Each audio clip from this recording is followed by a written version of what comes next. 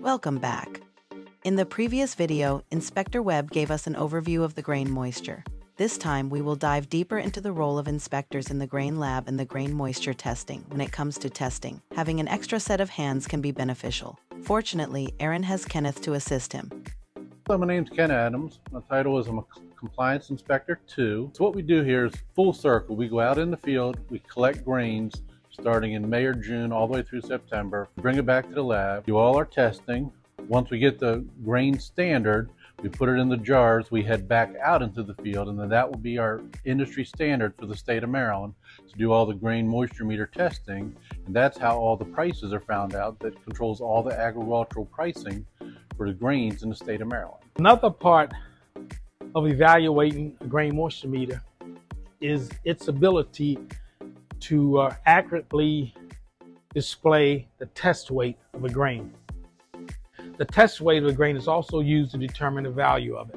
If the machine used to test the moisture content of crops is not accurate, it can negatively impact the quality of the crop. In the old days, to get the test weight of a grain, this is wheat. So they would fill this hopper up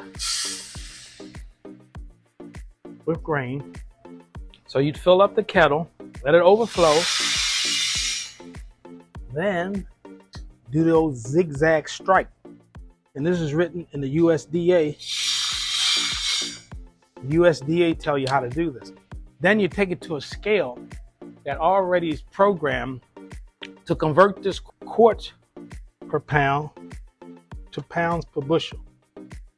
So it says here that this wheat is 59.87 pounds per bushel.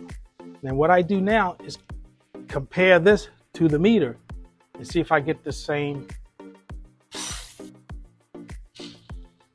So we're gonna put the same grain in this meter.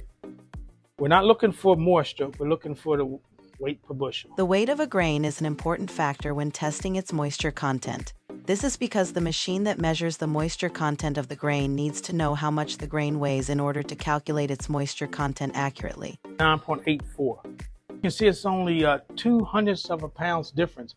And we do have a tolerance, so this is well within the tolerance. This is a living organism. It's not like putting a weight on a scale and get a definite weight. So because it's grain, you may get variance. So what we would do is drop this through this meter 3 times and get the average of this. So that's part of approving the grain moisture meter also. So it has to have the correct moisture and the correct test weight for us to approve it. This is the final part. So this is what the inspector would take out to the grain elevators or farmer to find out if his meter is running properly. So we'll pour both jars into the meter and find out what the moisture is. And then we'll do it 3 times. And then we'll mark down on these jars how many times that they were done. And these jars are kept refrigerated. We have a cooler that we store them in.